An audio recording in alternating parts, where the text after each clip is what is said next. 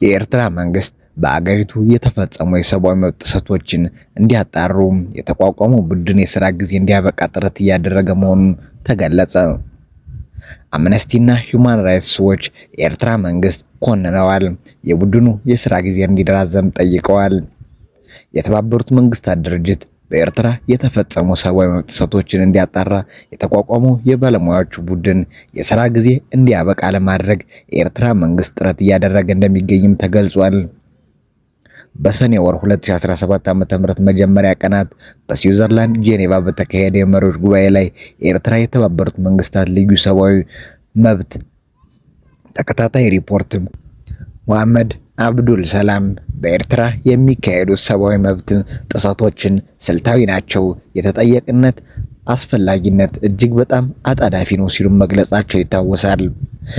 የኤርትራ መንግስት ለመንግስታቱ ድርጅት የሰብአዊ መብት ምክር ቤት ያስገባውን ዶክመንት መመልከቱን ጠቅሶ ሮይተርስ የዜና ወኪል ባሰራጨው ዘገባ ኤርትራ የባለሙያዎቹን ቡድን የሥራ ጊዜ እንዲያራዝም መጠየቅ ላይም ትገኛለች።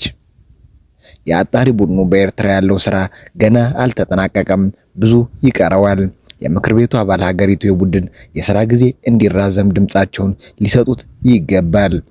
በኤርትራ በሚካሄደው ላይ ላሉ የሰብአዊ መብት ጥሰቶች ትኩረትም ሊሰጠው ይገባል። ከዚህ በፊትም ለተፈጸሙና አሁንም በመፈጸም ላይ ላሉ ጥሰቶች ተጠያቂ እንዲሆኑ ማድረግም ይገባዋል ሲሉም የአምነስቲ የምስራቅና ደቡብ አፍሪካ ዋና ዳይሬክተርም ይናገራሉ። ወደ ቀጣይ መረጃ ስናልፍም ጄኔራል ታደሰ ወረደ ከጠቅላይ ሚኒስትር ጋር ለመወያየት ማሰባቸውንም ተናገሩ።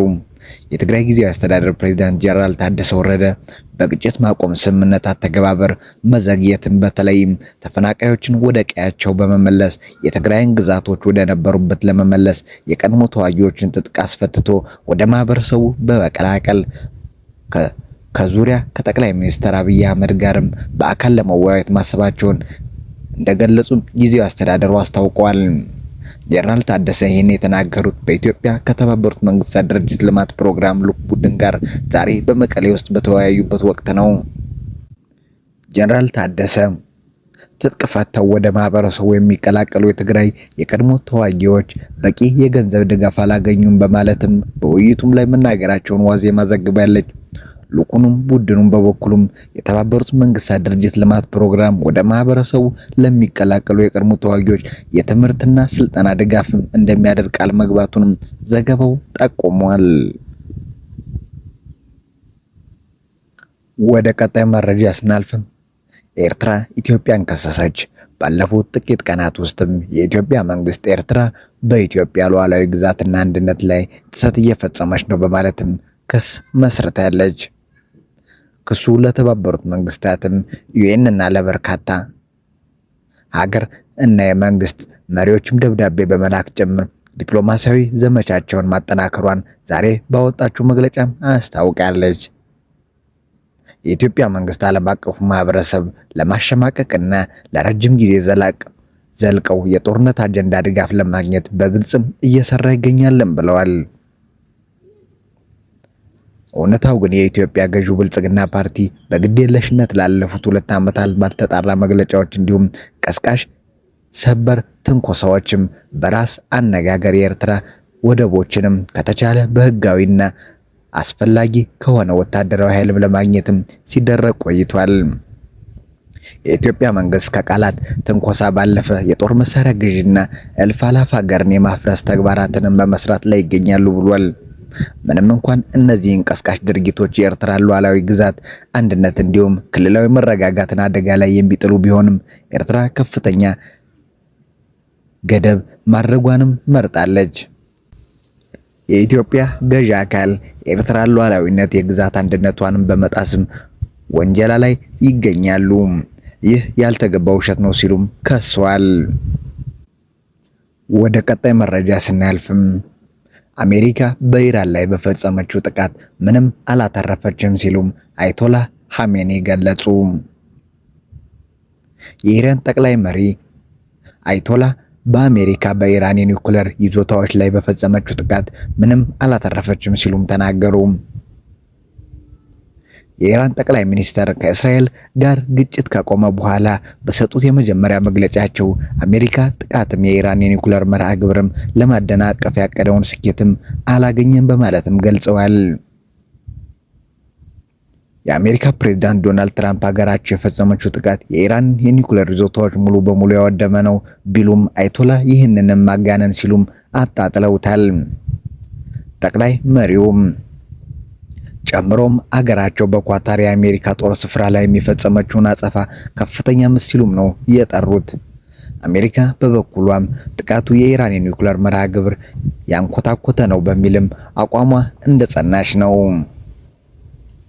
የአሜሪካ መከላከያ ሚኒስቴርም በአገራቸውና በእስራኤል የተሰበሰቡ የደህንነት መረጃዎች እንደሚያሳዩትም የኒውክሌር መርሃ ግብሩ በእጅጉ መጎዳቱንም እና ለዓመታት ወደ ኋላ እንዲመልስ ያደረገ ነው ብለዋል።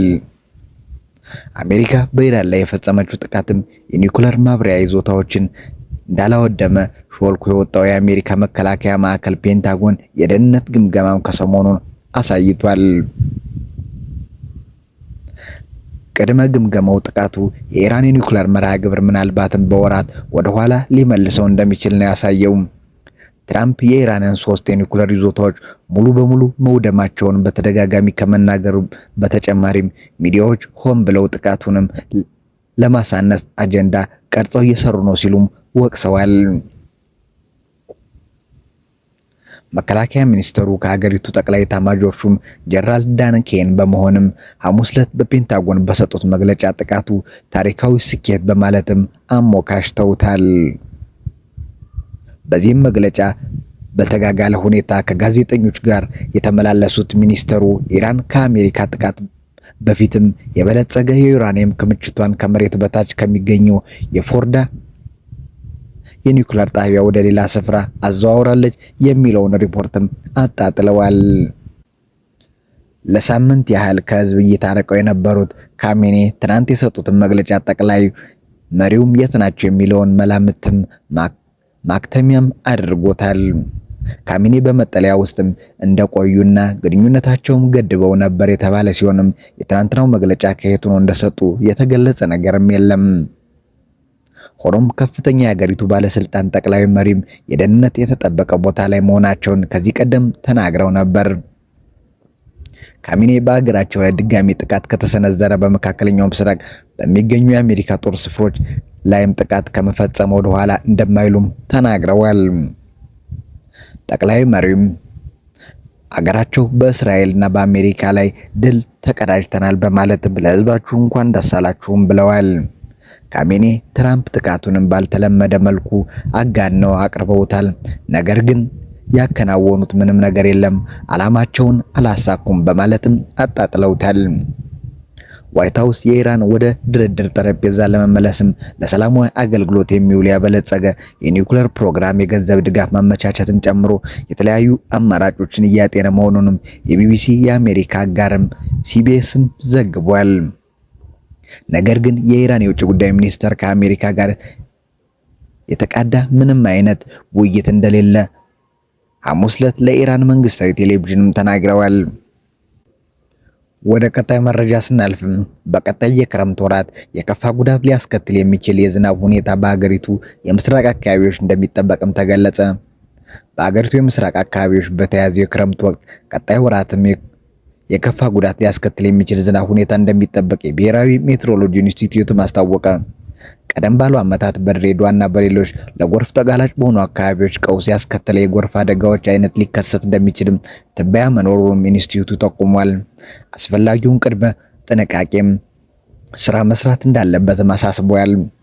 የዘንድሮ ክረምት ከፍተኛ የዝናብ ሁኔታና በጎርፍ አደጋ ሳቢያ ከፍተኛ ቀውስ የተመዘገበባቸው እንደ ኢትዮጵያ አቆጣጠር በ1998 እና በ2010 ዓ.ም የነበሩትን የጊዜያትን ይመስላል ተብሎ ይጠበቃል ሲሉም በኢንስቲትዩቱ የሶማሌ ክልልና አጎራባች አካባቢዎች ሜትሮሎጂ ትንበያና ቅድመ ማስጠንቀቂያ ዴስክ መሪ አቶ አሸናፊ ሙሉነህ መናገራቸውን ከጀርመን ድምጽ ያገኘነው መረጃም ያሳያል።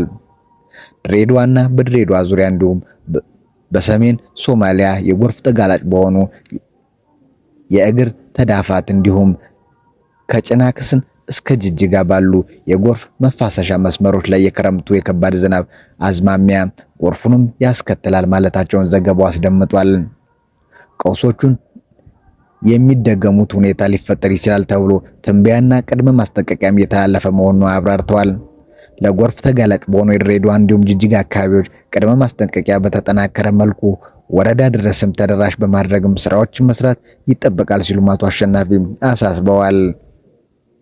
ስላዳመጣችሁ እናመሰግናለን። ቸር ቆዩልን።